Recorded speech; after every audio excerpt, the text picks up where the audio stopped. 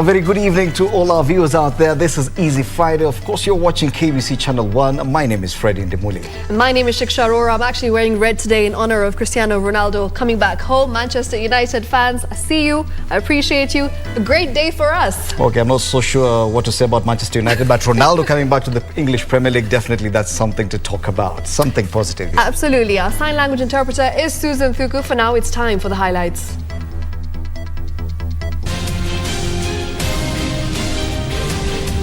When it comes to security of any Kenyan, I don't compromise. And I equally don't support what government did. And if they were to change that security, they would have done it with the knowledge of our deputy. Security is non-negotiable. Kotu boss Francis Atwoli falls cabinet over the shake-up of William Ruto's security detail. Tears, questions and despair. Families come to terms with the demise of their loved ones who died in Hurlingham's crane accident. And a dry spell continues. More Kenyans are faced with tough choices as drought ravages parts of the country.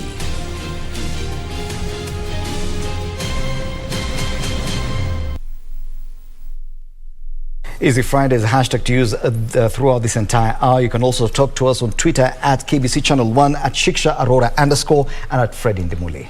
All right, taking a look at the first story of this edition, we've got Kotu Secretary General Francis Atwoli, who's faulted the move by the Inspector General of Police to recall GSU officers guarding Deputy President William Ruto's residence. Atwoli says just like it should be the case for any other Kenyan, the security of the Deputy President is paramount and that he, the Deputy President, should have been consulted before the redeployment was undertaken.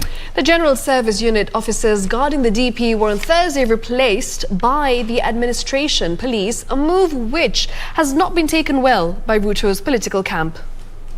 Inspector General of Police, while downplaying the withdrawal of the elite General Service Unit from guarding Deputy President William Ruto's residence, claimed it was normal deployment consistent with police standing orders. But Kotu Secretary General Francis Atwoli, Ruto's fiercest critic, has faulted the move as dangerous and rushed. I, for one, when it comes to security of any Kenyan, I don't compromise. And I equally don't support what government did. And if they were to change that security, they would have done it with the knowledge of our Deputy President.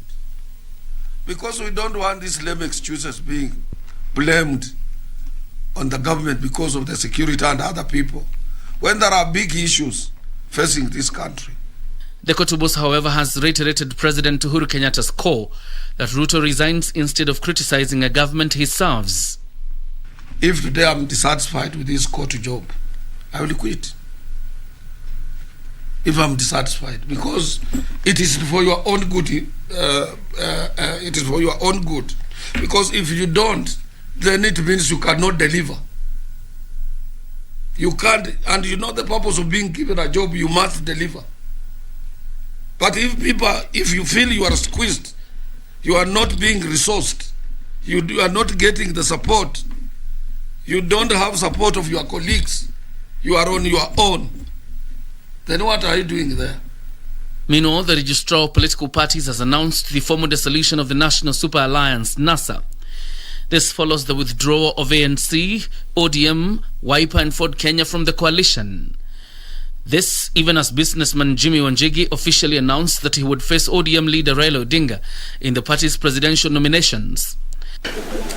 For the avoidance of doubt, I am seeking the presidential ticket of ODM. Article 6(2) of your constitution talks about the election of party officials, including the party leader, and that the party leader is the automatic presidential candidate of ODM. It is clear. So, tuko line moja. The businessman's intent to clinch the ODM ticket has rattled a section of the party supporters who have accused him of bringing the party to disrepute. There is no harm telling us, nimeenda huko, and there is no office, and I would like to support. We would encourage you and thank you That is all we need. But just to hear, maybe 100 meters from where we have a party office, then they are told another party office has been opened there. Then we are creating confusion amongst our members. That is all. Once you notify me that we want to put up an office in Runyenjes, it will be my responsibility now to alert my chairman in Embu that in fact there is a party office that we are opening with the help of Jimmy and his team in Runyenjes. That sort of cordiality and that sort of cooperation is what eliminates unnecessary conflict. We are not opening offices where we are finding offices. So don't try and belittle what we are trying to do. We are opening offices where we are not finding offices. We are seeking members where we are not finding members. Don't try and filter us to tell us we must go like this, like this. I am a businessman. I know how to market. We are marketing the party. Wanjigi called on the party hunchers to reopen the party's presidential nomination process and ensure transparency. John Jacob Curia, Easy Friday. Away from the country's politics, the identification of bodies of the 9 construction workers who died yesterday at a Hurlingham construction site began today at Chiromo Mortuary here in Nairobi. Now, kin of the deceased were inconsolable after viewing the bodies. Our reporter Caroline Kamau spoke to some of them and filed the following story. A cloud of grief engulfed Chiromo Hospital as families, one after another, came to terms with the sudden death of their kin yesterday at the construction site of a 14-story students' hostel in Hurlingham, Nairobi. Alice Mora's brother, Dixon Ondieki, was among the 9 who died. She last spoke to her brother Sunday, and he promised to see her soon. We received the news yesterday. Actually, my brother-in-law is the one who called me. I didn't know. Then told me, I have heard your brother has fell from a building. So I started calling. I called the neighbors. That was when I got the information that they had been taken to Chiromo. His wife, Marceline Murabwe, is expecting the second child. The death of her husband is a big blow to her and her daughter, aged 3.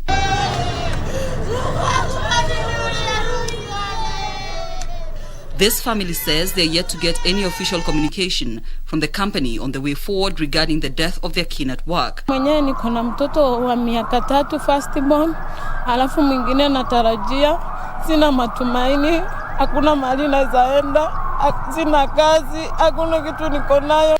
The incident is said to have occurred at around 12:45 p.m. while the construction workers were busy dismantling one of the cranes at the site. Eyewitnesses said the crane developed a mechanical problem before collapsing, crushing its human cargo roughly 70 meters to the ground. They all died on the spot. Among the dead were 2 Chinese nationals and 7 Kenyan employees of the building's contractor, Zhejiang Chejiang Construction African Limited. Caroline Kamau for Easy Friday. Sending our heartfelt condolences to the families of the deceased. Now moving on. Survivors of a road accident that claimed 5 lives at Kaburengu Bridge along the Eldoret-Webuye Highway are receiving treatment in various institutions in Bungoma County. Now, in the dawn crash involving multiple vehicles, a lorry rammed into a Toyota Probox and burst into flames. The accident also involved a fuel tanker and a matatu van. This is the aftermath of the dawn accident after the driver of a lorry from Eldoret heading to Webuye lost control of the vehicle and hit other vehicles, including an oil tanker and a Nissan matatu. The oil tanker later hit an electric transformer which ignited an inferno. 5 people lost their lives in the carnage. Walipata majeraha. Watu 6 wamekimbizwa hospitali ya Webuye na mtu mmoja amepelekwa hospitali ya Lumakanda. One of the victims who got fractures in his lower limbs narrated how he escaped death narrowly. Nikajaribu kukimbia nikashindwa because nikadiscover my left lower limb ilikuwa imefunji. Nikajaribu kutumia mguu mmoja nikashindwa. Nikaanza kuroll. Lakini vijana wawili wakaja wakanichukua. Wakanipeleka hapo kwa mlango ya Pioneer Medical Services.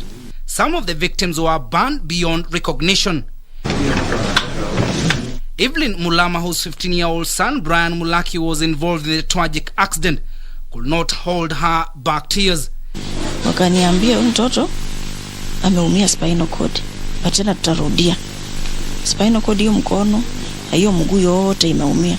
Side moja right hand. She had sent him to the market only to be told by neighbors that he was among those who were involved in the accident. Mtoto mimi nimeshangaa. Nini kiliendelea? Mimi nimetuma mtoto mboga. Mwenyewe anasema Nissan lori iligonga Nissan ndio ilimgonga. Nimesikitika kuona mtoto wangu anafanana vile alivyo. Class 7 maturu. 15 years. Bila kwa hivi. 15 years. My last born. The Standard 7 boy sustained injuries on the head and is currently receiving treatment at the Webuye Hospital.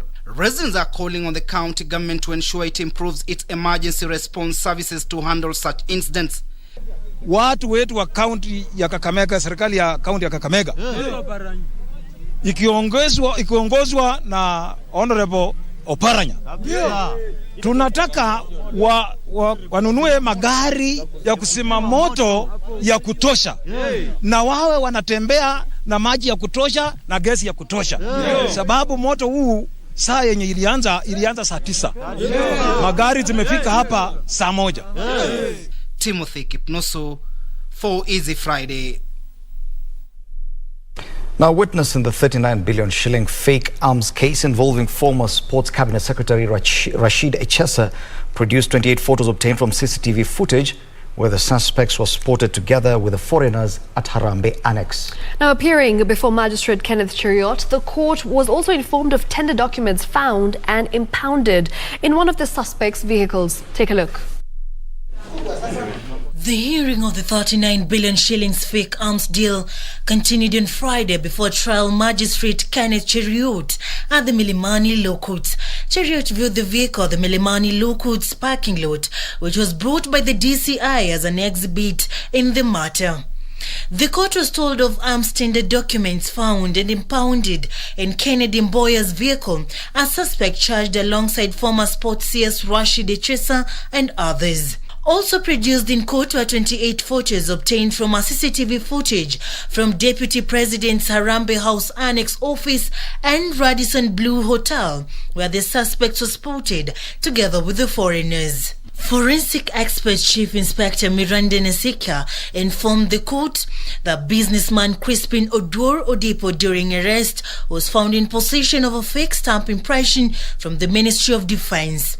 8 more witnesses are expected to testify, with the hearing expected to continue next Friday. For Easy Friday, I'm Serafina Robi.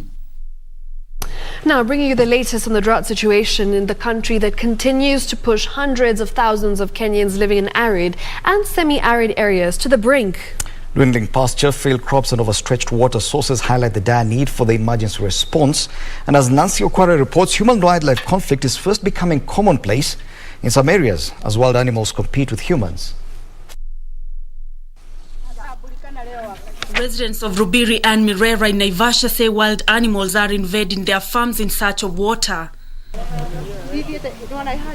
For the locals, it is now a precarious balancing act. Hata tulikuwa tunapanda mpaka juu ya nyumba. Tunapiga mabati ndio tuweze kuzifukuza. Zikikuona kwanza wewe ni mama zinasimama. Zikikuona kwanza wewe hata uwezi kufanya kitu kwa sababu nyati na wewe ni nani mkubwa.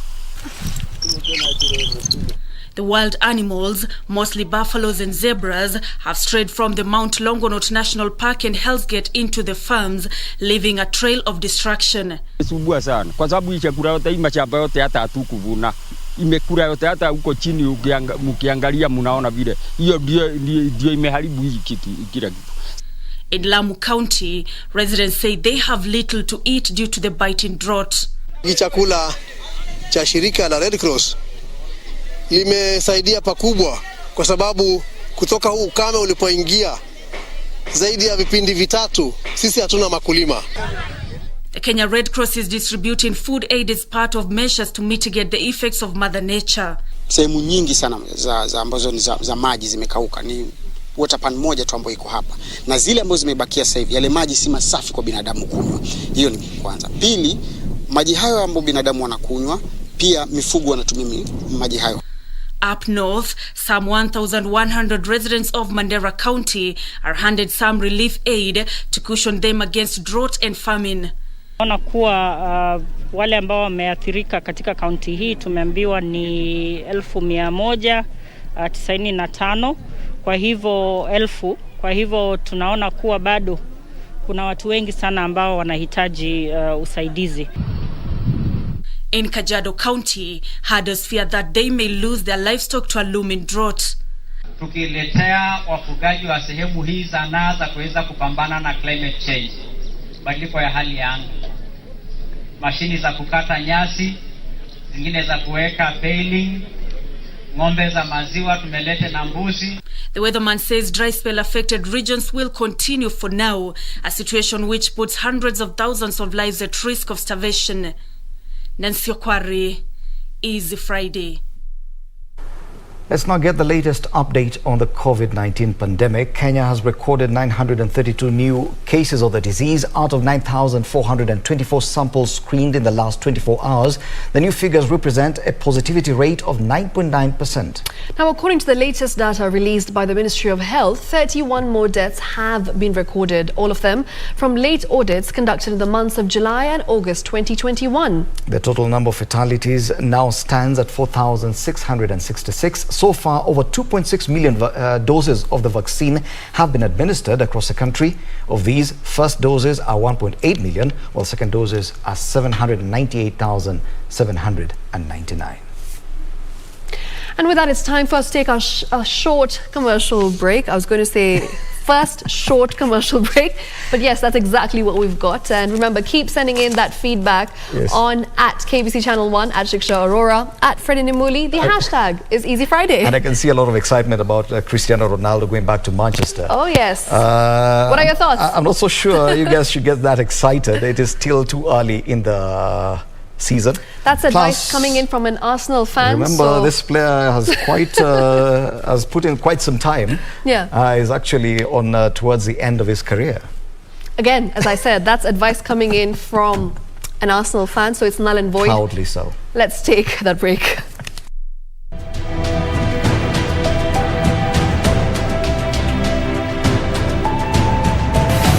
Akishangiliwa kwa vigelegele na nderemo, Rais Mwai Kibaki aliye pia amiri jeshi mkuu alitia saini na kuweka muhuri katiba mpya na kuitangaza rasmi katiba hiyo.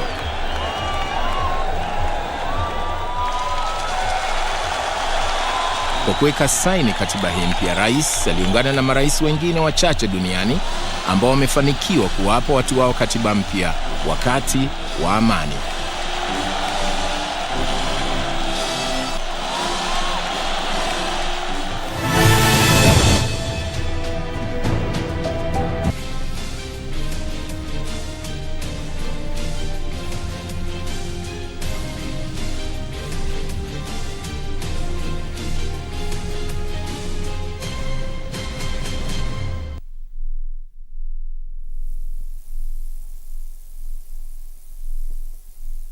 To get Nissin Creed as your skiza tune, dial *811 *963#. We believe in one God, the Father, the Almighty, maker of heaven and earth and all that is seen and unseen. We believe in one Lord, Jesus Christ, the only Son of God, eternally begotten of the Father, God from God, light from light, true God from true God. To get Nissin Creed as your skiza tune, dial *811 *963#. *811 *963#.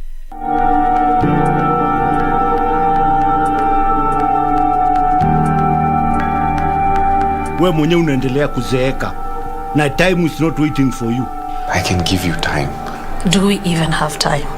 Do you see a future with us together? I have never been so sure about this. Here you go. What you asked for. And zile documents neno kipatia dad ni za nini? None of your business. Number one, we need to be ahead of these people. Number two, we need to know Joy's next of kin. Are you still willing to walk with me? Honest answer?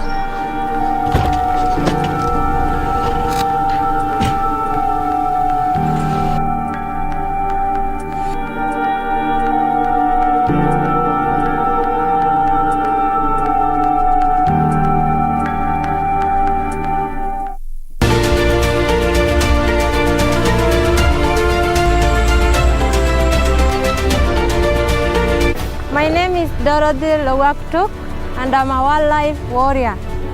Working for elephants is the most special thing and very beautiful. This is the first community-run elephant orphanage in Africa. They will not make in life if they are not with their families. We get them and rehabilitate them instead of leaving them to suffer in the wild. This is Wildlife Warriors, and I'm Paula Kahumbu.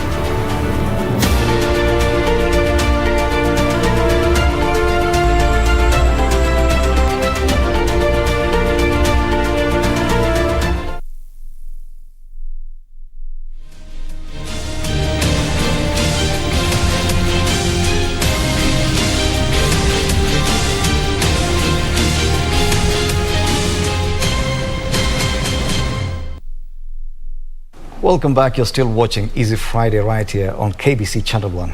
Remember, the hashtag is Easy Friday at KBC Channel 1, at Shiksha Arora and at Fred Indimuli. Talk to us. Tell us your thoughts on Cristiano Ronaldo coming back to Manchester United. A lot of banter going on Twitter especially. We've got Brian Scott who says, Nipe, shout out. Shout out indeed to you, Brian. Thanks for watching. Wow. Glenn Gordon here at Glenn Mushka _Mushka on Twitter says, as Chelsea, as in, allow me to say, Sisi kama Chelsea. Wow, kama Chelsea. We'll be waiting for you to acharaze too. All right, another one that came in, that was from Dennis Otieno, who says, we Chelsea FC will handle him. Bondo is locked in. And at DJ49, he says, so you've been a United fan all this year, that must be for you. Yeah, it is. Chini ya maji. Chini ya waters. All right, moving on. Now, the Constitution of Kenya is now 11 years old, having been promulgated on 27th of August, 2021. Now, the 11th anniversary comes in the wake of spirited attempts to amend the document, which many argue is yet to be fully implemented. Political reporter Kevin Washira looks at the 11-year process of implementing this constitution. Kenyans promulgated a new constitution, quenching a 20-year quest to change the law. Speaking during the promulgation, the then President Mwai Kibaki described the constitution as an embodiment of hopes and aspirations of Kenyans. The then Prime Minister Raila Odinga, who in previous years was a key participant of the Second Liberation, described the new constitution as a new chapter of freedom, fairness and equity in the history of Kenya. This new constitution is an embodiment of our best hopes, aspirations, ideals and values. Today, we close a long chapter in our history. We put repression, exclusion, dictatorship and heroic struggle behind us once and for all.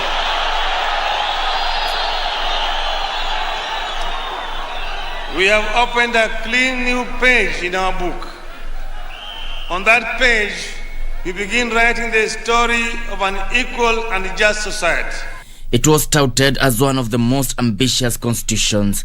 The new dispensation brought devolution that introduced 47 county governments and sharing of functions and resources between the two levels of government, the independent commissions, separation of powers among the three arms of government, equalization fund for the marginalized areas, and the Bill of Rights, among other benefits.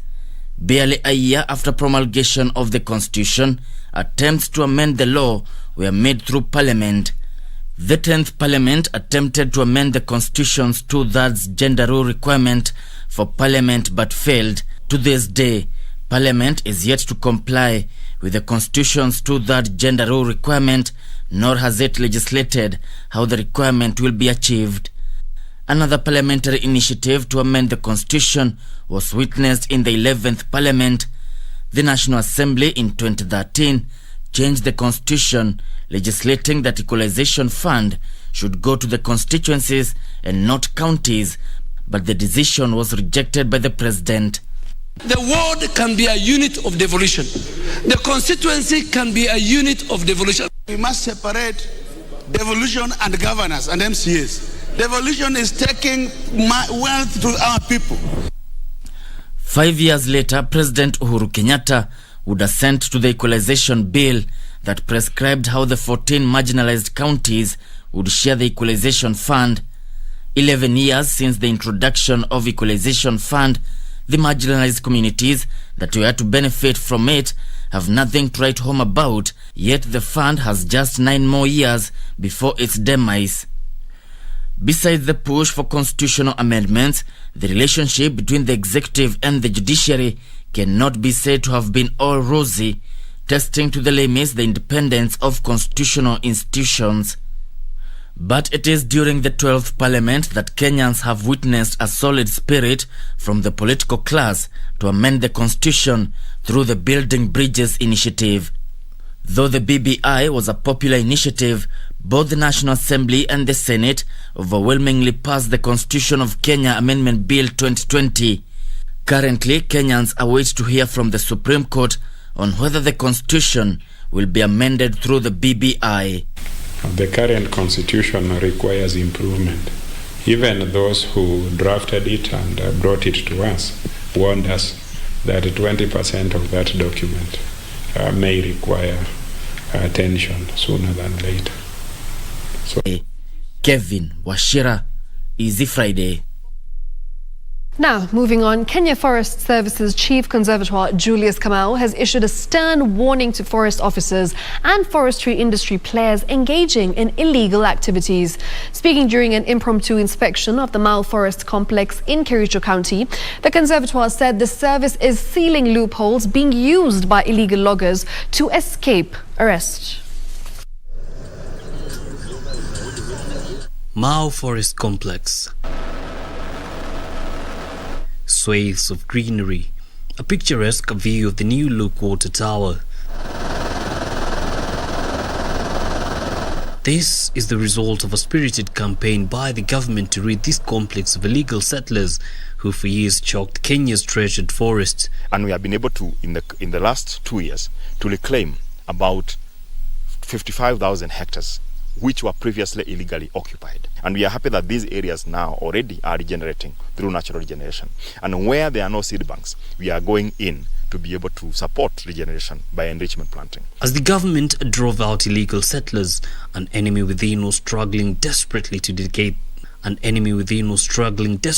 negate these efforts. There are few elements within ourselves who have decided to collude with the perpetrators of irregularities of this plantation material, especially plantation materials. We already have done quite serious investigations, and this far we have advanced, and within a very few days, head will start rolling. Julius Kamau says conservation requires a combined effort, an endeavor which must be devoid of partisanship and selfish interests.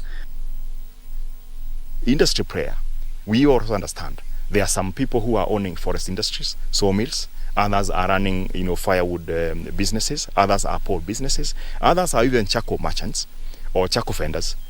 And they have decided to enter into this unholy matrimony with our officers to actually do what is not necessary for this country at this time, to destroy our heritage, and which is our forest resources. Then even them, there is a way we must deal with them. We'll profile them, we'll name them, we'll shame them, and also we may ban them totally not to engage with us, even as we go ahead to open up these plantation areas for business with Kenya Forest Service. According to available data, areas such as Sorget, Kuresoi, Tendeno and Makutano are notorious for illegal forest activities. And therefore I want to urge that we all work together to unearthing all the vices that may be ailing us, malignant within our lives and our own ways of doing business, and say no to them, because there's no space for that to happen in the current times of the Kenya Forest Service leadership. The Kenya Forest Service is banking on the goodwill of Kenyans to attain the desired forest cover. Kamau says information volunteered by the public on illegal activities go a long way in ensuring timely response.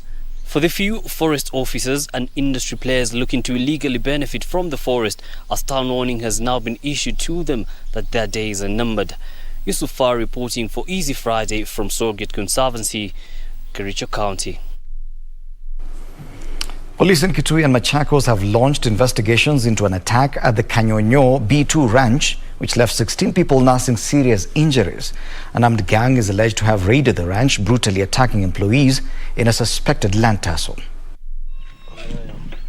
According to the victims, they were going about their business when a group armed with machetes raided the Kenyonyo B2 ranch along the border of Kitui and Machakos counties. Jana mwendo wa saa 6 kuna kikundi ya Movela iliingia mahali tunafanyanga kazi B2 na wakaanza kutupiga. Walikuwa wamebeba silaha mingi, mishale, shoka, mikuki, panga na manati. 16 people were left nursing serious injuries after the attack. Wakimbiza, wakawashika, wakawapiga, wakawaumiza, wakawakata. Sai kuna wengi wetu wamelazwa hospitali ya Kitui General. The victims were rushed to Kitui Level 5 Hospital and Matu Level 4 Hospital, where they are receiving treatment. According to the ranch management, they are the rightful owners of the ranch, claiming the attack is an effort to grab the land. Tuko na lisi yake. Ile iko na miaka 46 years to go. Kwa hivyo, we are legally possessors of the land. Lakini wale wengine wanakuja wanaambia watu eti tunataka hii kichaka ni yetu na ni squatters. Wanaanza kukatakata hii chamba na kuuzia watu wengine. Authorities have launched investigations into the violence. The employees are calling for justice and protection from the government. Tunalilia kilio chetu ni kwa Bwana Mutiambaye na Matiang'i. Kwa CS Friend Matiang'i wa internal security aangalie hii njambo. Tuko na shinda.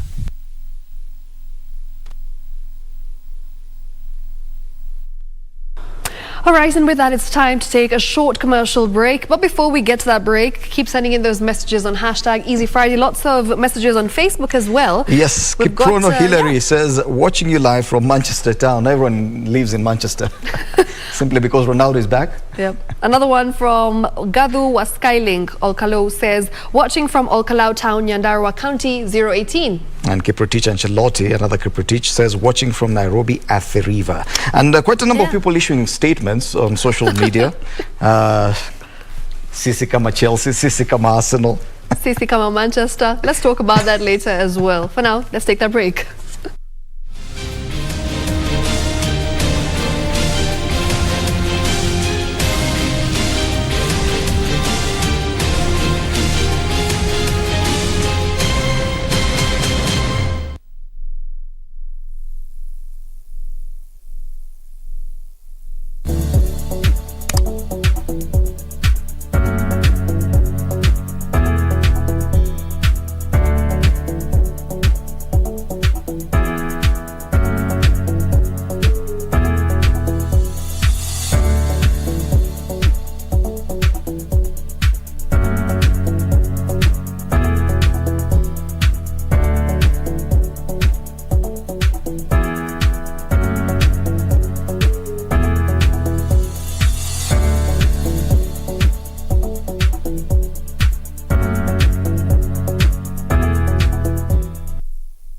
This week on Tech on Tech.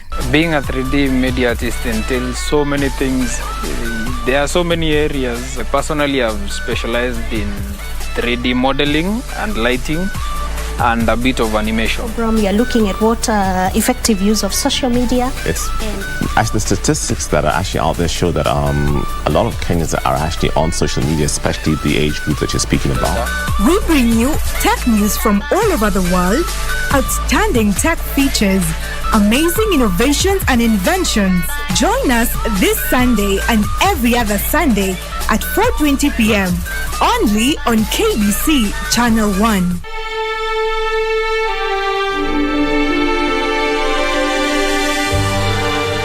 Nobody will believe you because you say a terrible truth. You preach the end among terrorized men. My name is Jeremiah. But your word is God's word. Your voice is God's voice. And you, Jeremiah, are God's prophet.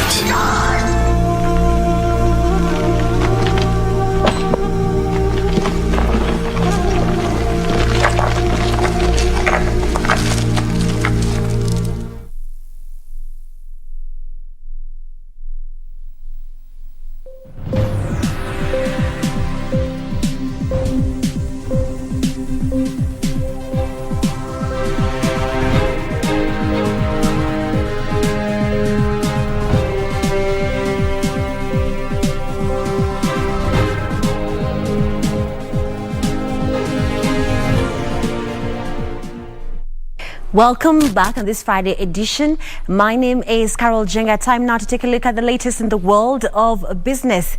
The State Department for Industrialization is set to roll out the One Village, One Product initiative, where each village will identify a valuable local resource for value addition in terms of processing, sales or marketing. Industrialization Principal Secretary Ambassador Peter Kaberia says the concept targets to utilize locally available resources to create jobs and wealth for the local communities. Let's take a look at that story.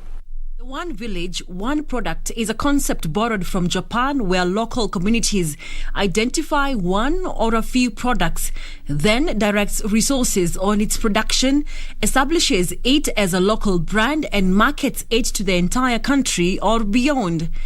Industrialization Principal Secretary Ambassador Peter Kaberia says although it's not a new concept, plans are at an advanced stage to roll out the initiative meant to revitalize depressed local economies by combining the production of commodities with local pride and human resources development.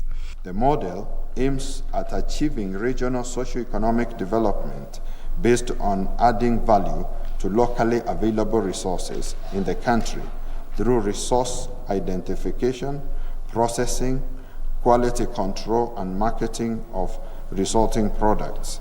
And in this, we are coming up with a mantra, UTU. UTU in this case is unda unachotumia na tumia unachounda. He says establishment of industries at the grassroots level based on the respective locations' resource endowment will provide residents with a source of income and an opportunity to grow their skills. Also, we know that the majority of our population does not live in the cities.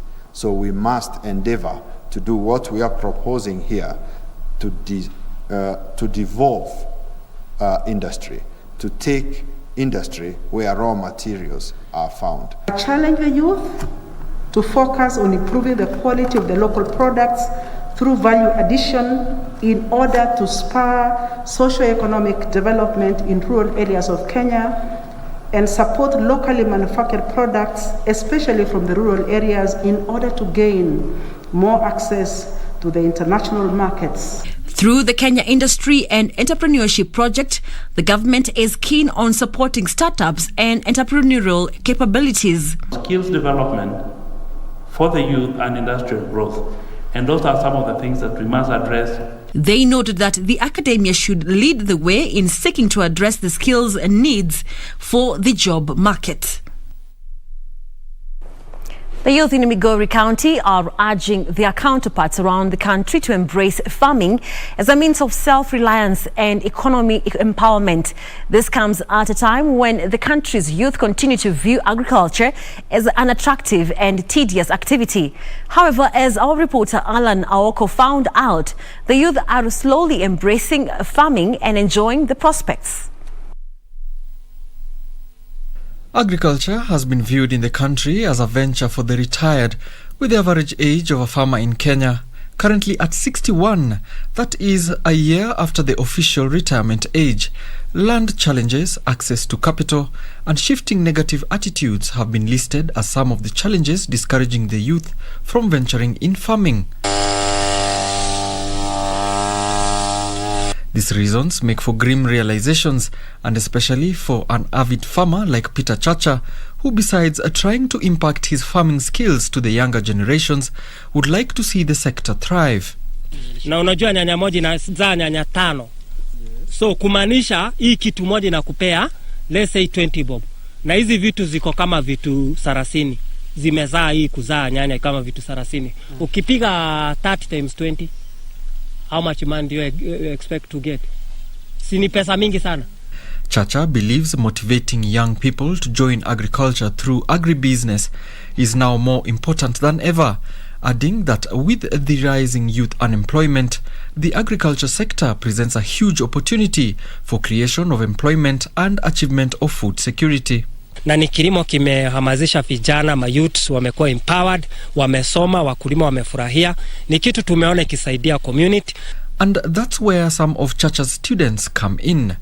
Youths, naweza sema, if youth embraces agriculture and love agriculture, this is one thing that inaweza empower, and it can give them, like, it will give them ile nini ya as in kupata finance, umeona, kujiendelesha hata kibiashara. You know, if they don't want to really like do the cultivation themselves, they can as well do agribusiness. Umeona mtu like hapa kwa mali shambani, somebody comes and take the agricultural products to the market, so that is already employment. Kwa upande huu as a youth tunasema kwamba si lazima kwamba ukue employed, unaweza kuwa self employed kupitia kwa shamba, na vile vile unaweza jijenga katika kimaisha, kwa sababu ukipitia katika shamba vile vile wale watu ambao wamekuwa employed na government wanaweza kuja hapa wasome, na mali shambani anawafunza jinsi ya kupanda cabbage, jinsi ya kupanda nyanya na madawa gani ambayo inastahili. During the COVID-19 pandemic, economies were devastated, resulting in extensive job losses. While the formal economy can only absorb about 10% of labor market entrants, young entrepreneurs have a far less saturated market to venture into through agribusiness. Kilimo cha nyanya kitaendelea, sukuma, cabbage, vitu zote ziko sawa. Na hizo vitu zote tumeanzisha ili ziweze kuempower wale hawana kazi, hawana ajira, wachukue kama ajira vile wangeandikwa. Kwa sababu wameamini sana lazima asome amalize ndio aende kupata kazi ya ofisi. Tusikae tukijiambia tu like we can only be in offices. There are other fields that can enable us have zinaweza tu enable kupata pesa. Yeah, because hata ofisi unafanya kazi ukitaka pesa. But remember, agriculture unajua itakupatia more money compared to the money that unatafuta kwa ofisi. So currently they are focusing on adding value to agricultural produce. Surely this is a call for the youth. Look at the bounty that we've just seen on this farm, and surely you want to tell me that a tomato like this, which is filling the most of my hand, cannot sell for just 10 shillings. This will surely go for 20 and above. Look at this. It's an entire Garden of Eden tomato. Alan Auko, Easy Friday. Well, thank you, Alan Auko, for that interesting story. Now, all government agencies are required to make reference to the Kenya Vision 2030 and the Big Four agenda in their advertisement and public communication. This is a directive issued by the head of public service, Joseph Kenya, who says the display of the logos is meant to improve public communication in a manner that ensures that the successes and achievements of the government are effectively communicated in a coordinated manner. Here are the details. The new directive, government agencies are required to display the logos of the Kenya Vision 2030 and the Big Four agenda alongside the institutional logo in all their adverts and public communication. In the circular addressed to the Attorney General, Cabinet Secretaries, Principal Secretaries, Chairpersons, Chief Executive Officers and State Corporations, the head of public service, Joseph Kinyua, says the objective is to achieve a synergized and coordinated communication of government successes and achievements. The head of public service noted that the change was prompted by the need to assure a singular framework on the articulation and packaging of government information. Kinyua further says to ensure efficiency and appropriate content referencing, all advertisements and public communications shall be edited, curated and compartmentalized under the appropriate Kenya Vision 2030 pillar and Big Four agenda by the Vision 2030 Delivery Secretariat and the Presidential Delivery Unit. This comes as the government moves to boost manufacturing, food and nutrition security, affordable housing and universal health coverage, as well as enabling infrastructure. The Kenya Vision 2030 Delivery Secretariat and the Presidential Delivery Unit will audit all public institutions quarterly to ensure compliance. Well, and that is how we wrap up business for tonight. Richard Munga is coming up next with the sports. My name is Caroline Jenga. Have a good night and a great weekend. We're going to take a short commercial break.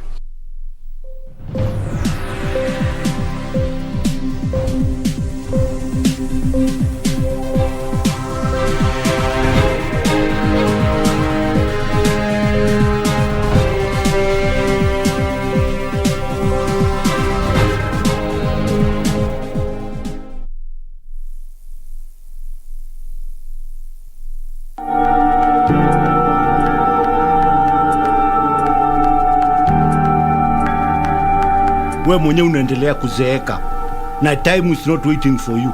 I can give you time. Do we even have time? Do you see a future with us together? I have never been so sure about this. Here you go, what you asked for. And zile documents ukipatia dad ni za nini? None of your business. Number one, we need to be ahead of these people. Number two, we need to know Joy's next of kin. Are you still willing to walk with me? Honest answer?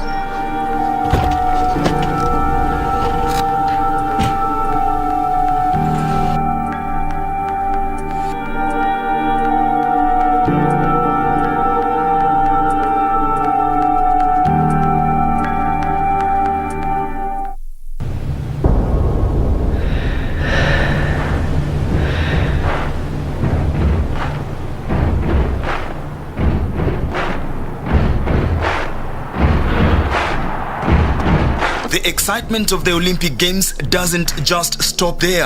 As the biggest para-sports event, the 2020 Paralympic Games gets underway from the 24th of August to the 5th of September in Tokyo, Japan. So, get ready to be inspired by these sportsmen and women with outstanding abilities, and look out for Team Kenya too in their quest for glory by watching all the highlights daily on KBC Channel 1, your true sports partner.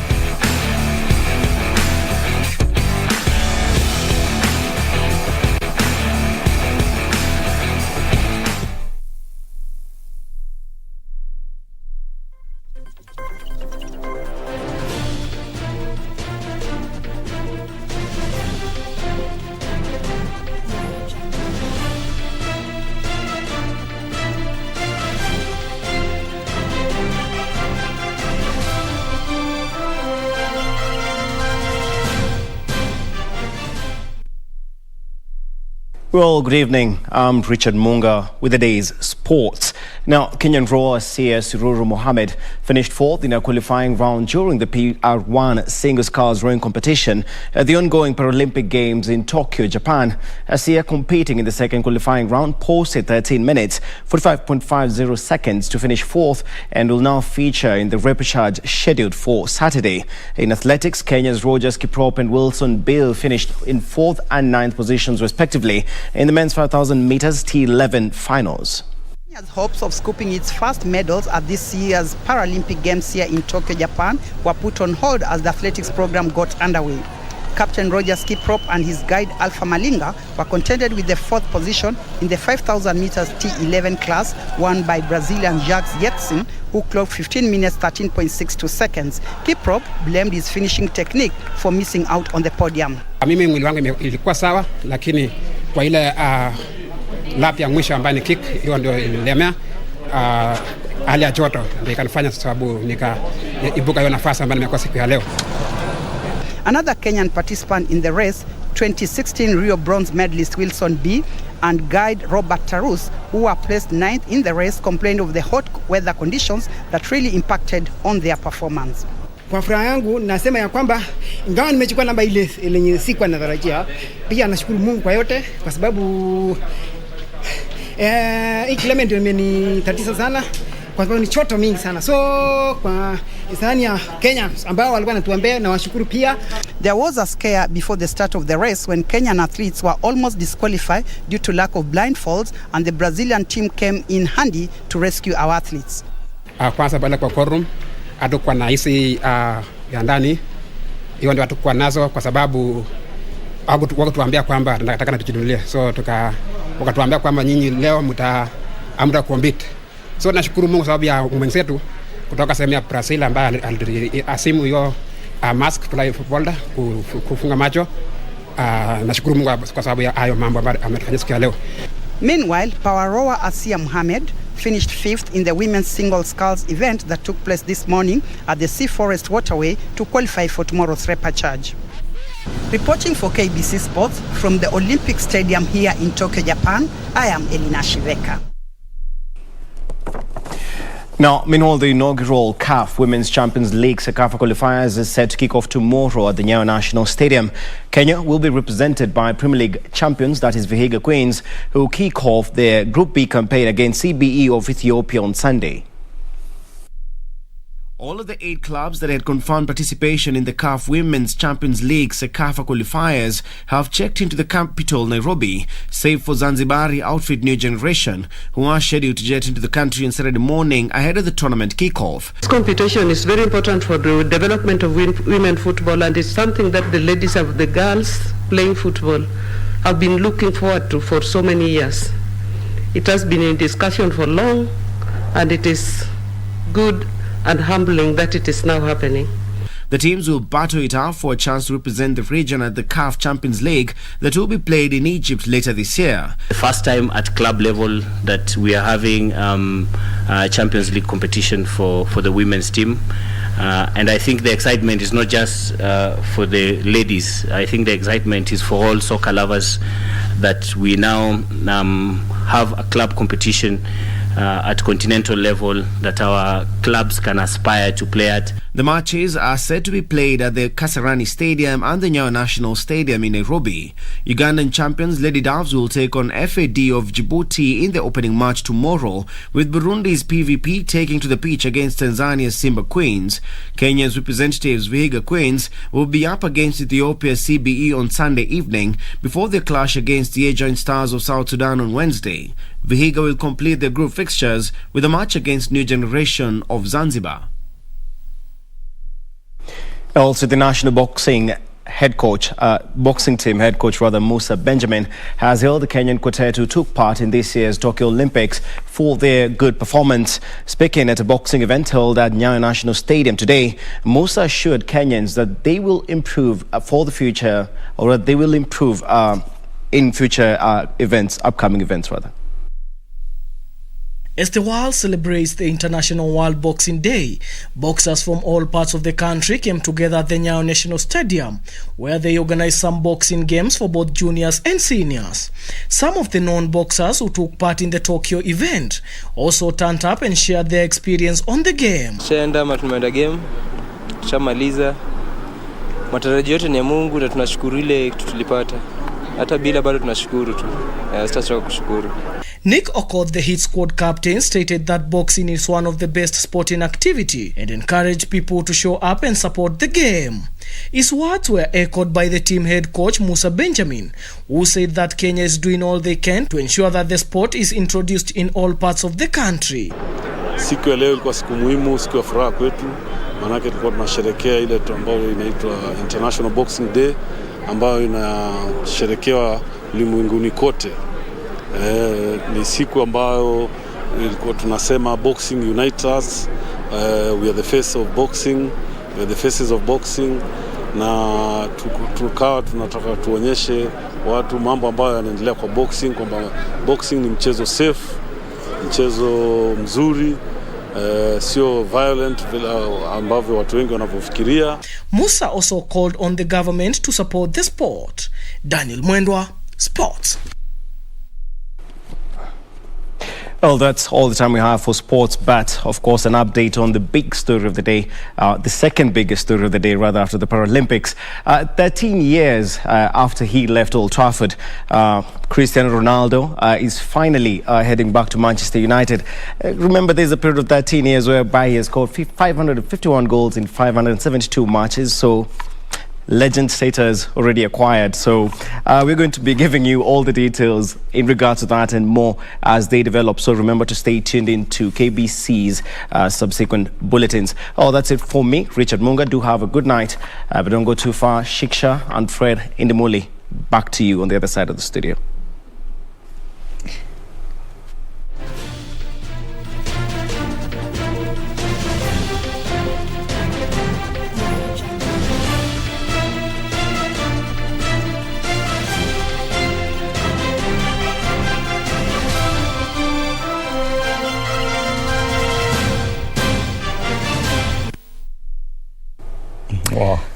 Richard Munga said it all. Nothing more to say, right? Exactly, and nothing more to achieve for Ronaldo. 5 Ballon d'Ors. Okay, surely. I remember Arsenal a few years back, they got back Thierry Henry. I remember it so vividly. Because I remember the tears and hiccups after that. There wasn't much to write home about. We're going to be optimistic. This player has achieved everything. We're going to stay optimistic, not like Arsenal fans. Well, get your box of tissues out and ready. Simaran has a message for you, Indimuli. He says, sisi kama Manchester, kila mtu apewe mayai mbili hapo kwa gate ya Old Trafford. Bill kwa Fred Indimuli. Watching from Kakamega. Nini kama Manchester mutalia. Good night, and we need to give a shout out to Edwin Matagaro, watching us from Nyariacho in Nyamira County. Interesting. We're glad you're watching. Thanks for tuning in. It has been a great, interesting edition of Easy Friday right here on KBC Channel 1. My name is Shiksha Arora. Thanks for watching once again. Good night. My name is Fred Indimuli. Have a lovely weekend. Good night.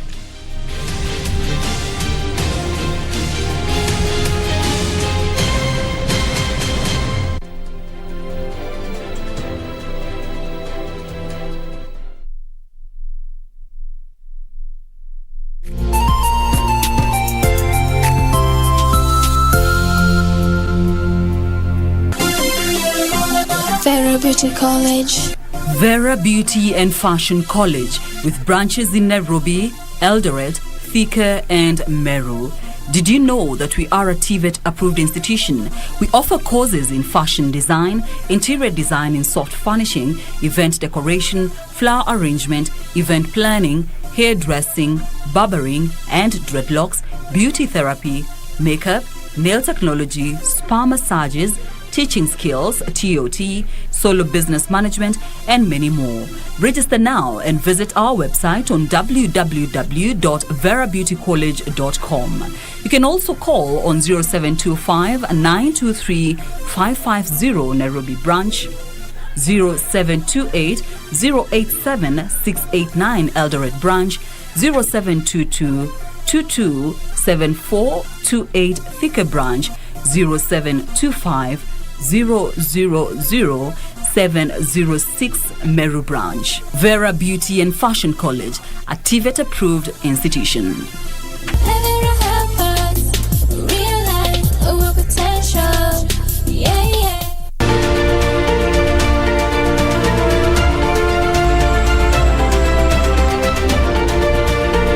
My name is Dorothy Lowaktuk and I'm a wildlife warrior. Working for elephants is the most special thing and very beautiful. This is the first community-run elephant orphanage in Africa. They will not make in life if they are not with their families. We get them and rehabilitate them instead of leaving them to suffer in the wild. This is Wildlife Warriors, and I'm Paula Kahumbu.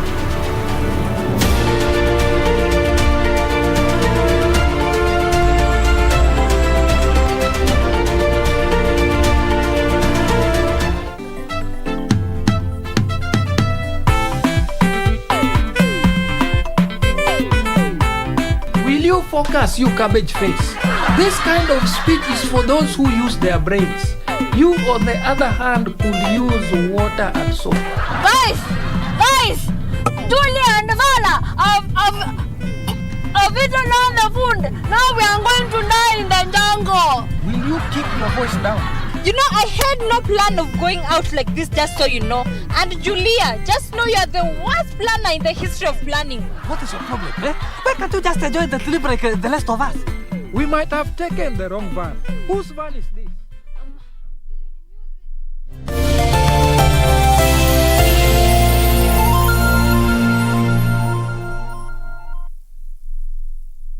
Nigerian, sadly, wasn't to medal, because once things got going, it was Patricio Ferreira dos Santos who absolutely came through the field and won by a while.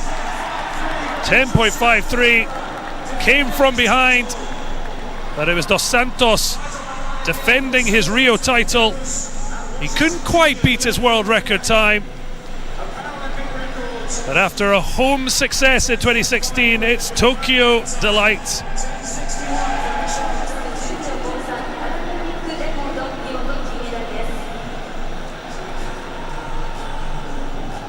The say it's great the first time, doubly great the next.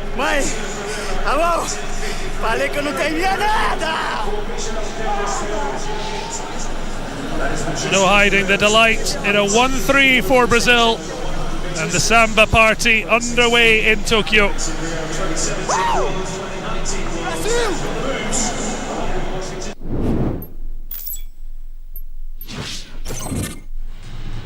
Well, over to the courts, and it was home hopes in the Ariake Tennis Park. Takashi Sanada of Japan taking on the Dutchman Carlos Anker. For Anker, it was a tough exhibition to behold as Sanada won 3 out of 10 break points to convert his dominance. He's never been past the round of 16 at 2 games, but maybe now the number 9 seed can make big waves at his home games. An hour and 35 for a 6-1, 6-1 success. Well, it was the veteran of the games, Martin Legner, the Austrian, has been at every Paralympics since medaling the sport in Barcelona 92.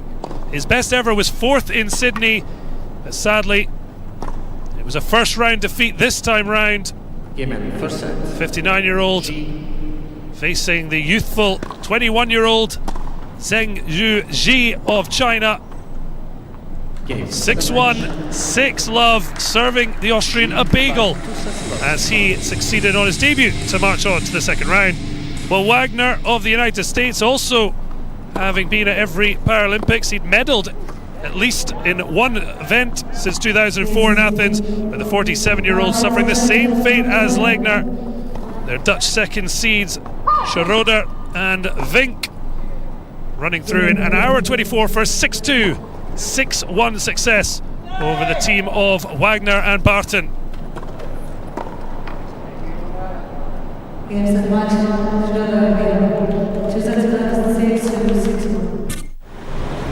Well, it was to the powerlifting arena, and it was China who beat Egypt twice to claim 2 golds on the second day of the powerlifting.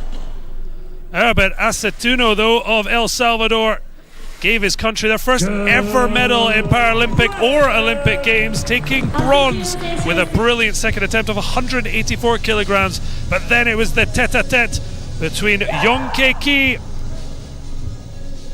and the legend of the Paralympics, Sherif Osman.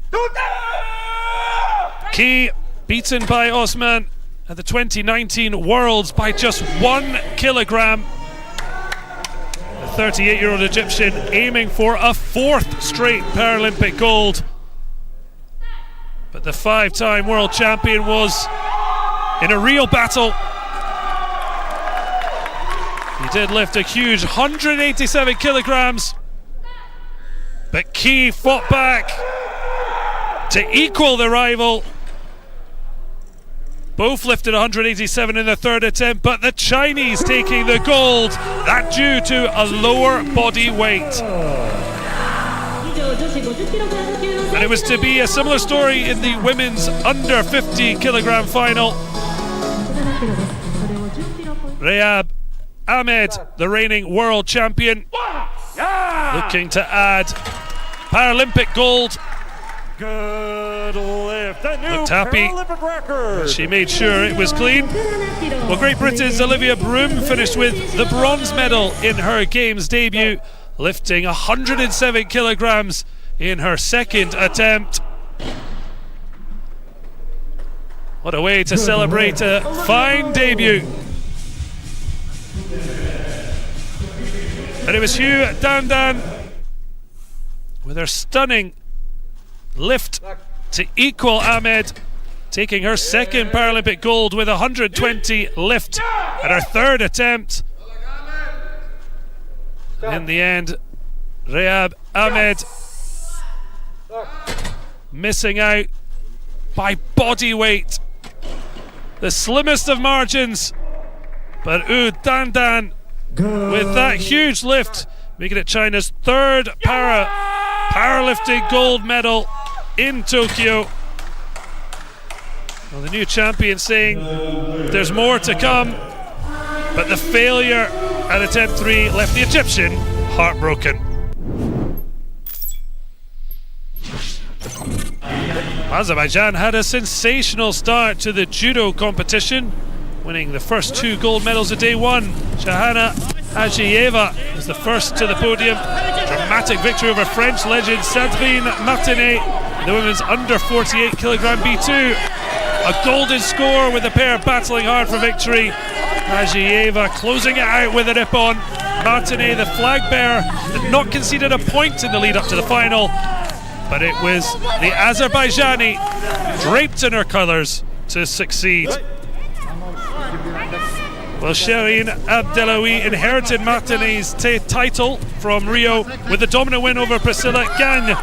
The Algerian stepped up to clinch victory, the women's under 52, the first Algerian gold of these Paralympic Games. Azerbaijan's Vugar Shiraneli collected the country's second gold in the men's under 60 kilogram, overpowering Kazakhstan's Anur Sariev with an ippon.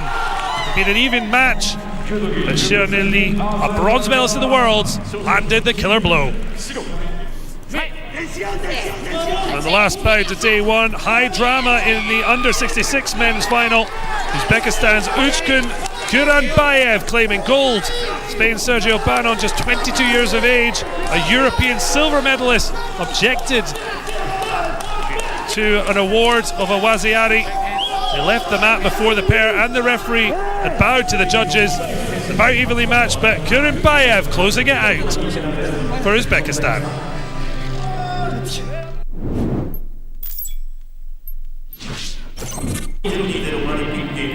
Well, to the mixed wheelchair rugby, Australia taking on host Japan.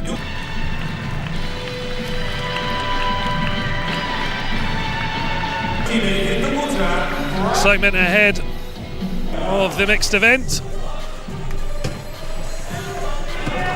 And it was Japan who had a slender lead. They look to extend that.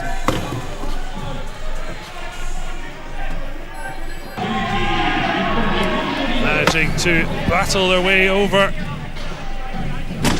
Dominant display. For Australia, it was frustrating. Their captain and talisman desperately trying to keep onside.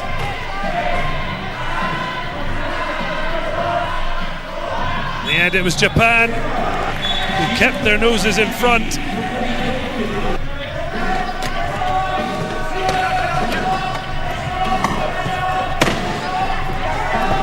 Fantastic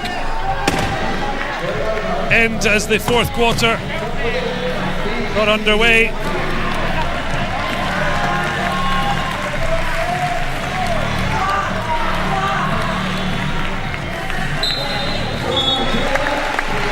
The hosts certainly enjoying. Few supporters were able to make it out for a 57-53 win. United States taking on Great Britain. Certainly an emotional first up for both teams.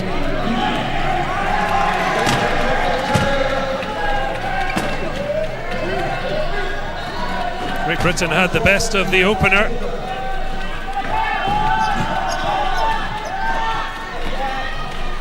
Certainly found themselves in a healthy position.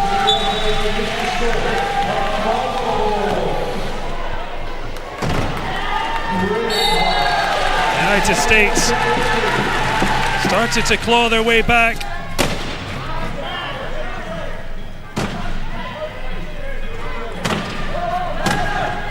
Just a 1-point game. This Group B match, just like host Japan and Australia, both would advance to the semi-finals, but it was a question of who would they face. But it was the USA with a slender victory. Japan will face Great Britain in the semi-finals, and a chance to guarantee a medal in the final, while Australia face the winners of this match, the USA.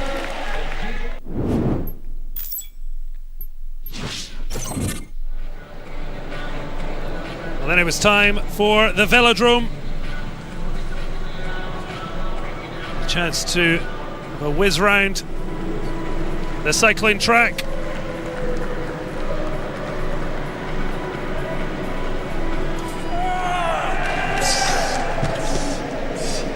Leote of France taking on Astashov of the Russian Paralympic Committee. It was a good start for the French cyclist. And facing China's Li. This time just coming up short.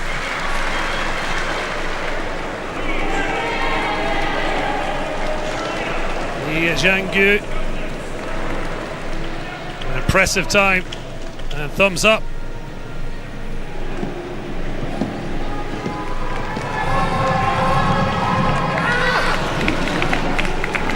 Liz went on to face Van Gas, but it was the 2012 and 2016 champion who kept in front with the women's C4 500 time trial.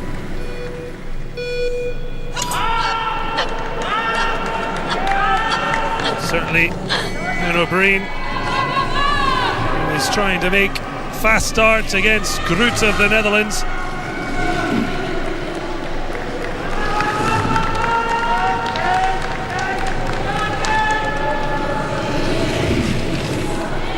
Brian keeping Canada ahead of front. Then had to take on Great Britain's Cox.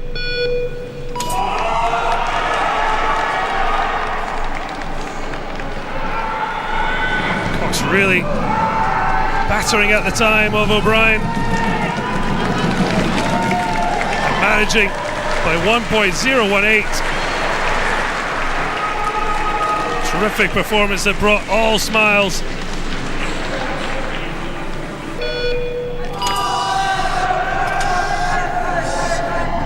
Then it was the turn of Frenchman Foulon against Donahoe of Australia for a 1,000-meter individual pursuit.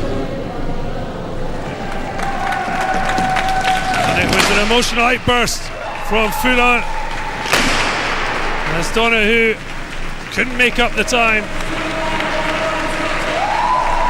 Diluted joy for Les Bleus and Foulon.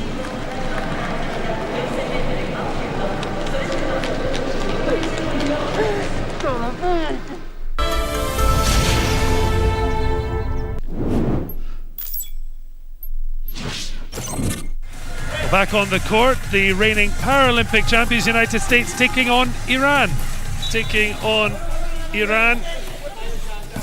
Certainly looked to make their dominance count. Fine shooting inside the area to increase defending champions' lead. Iran struggled to keep up with the United States scoring. They weren't going to sit back without a fight.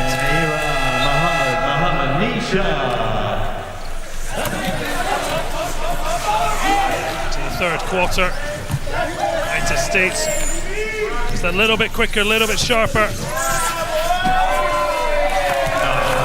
Easy. Basket's easy to come by. Orlando did have their sharp shooters. In the end, comfortable victory for the United States in their Group B match.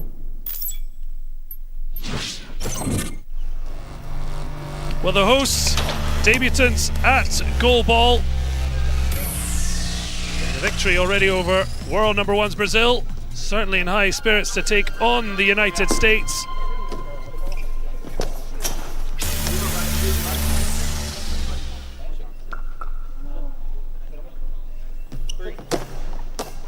Japan came out firing from the off. Japan 1-0. It was a supremely dominant performance saw the United States struggling to keep a grip. Fine save on the line, just losing control. 6-1, soon was 7, and a chance that the match might be finished before the end came into focus for the Americans. A 10-point advantage finishes the contest early, and Japan, a long time to go in the second period, just 1 goal away. Team talk to try and raise American spirits, but it just wasn't to be as Japan slammed the door shut.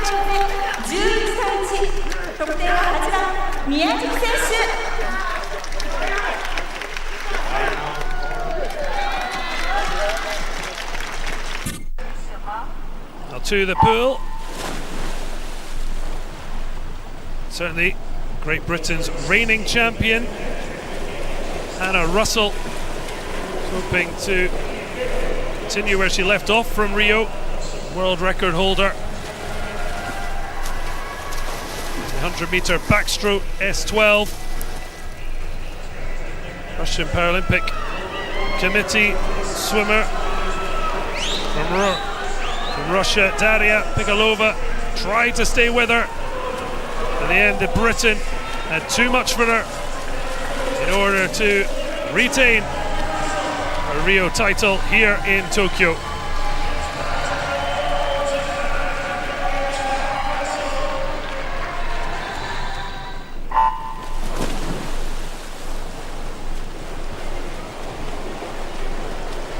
The men's 100-meter backstroke. Griswold leading the way early on, the 24-year-old American. Having failed to be better than the bronze he managed in this event in Rio, the American was not hanging about as he dominated the field for a world record time and coveted gold medal.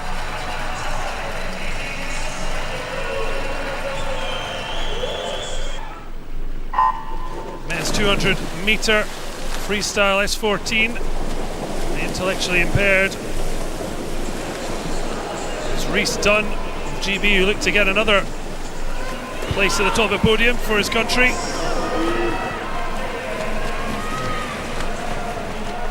was run close, certainly. Gabriel Bandeira of Brazil. Certainly the victor was going to come from the two of them, but in the end, Dunn looked to have done enough ahead at the third turn into the last 50 metres. Bandeira, though, not giving up until the very end, but Dunn in world record time taking gold.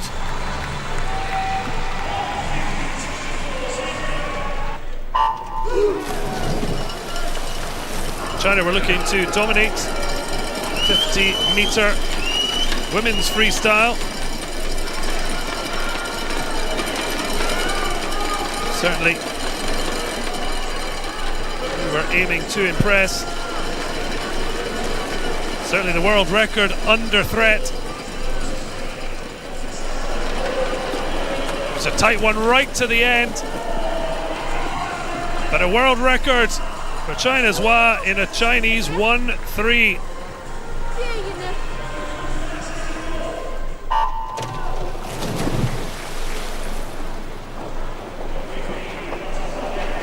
There's even more success to come in the men's 50-meter fly final.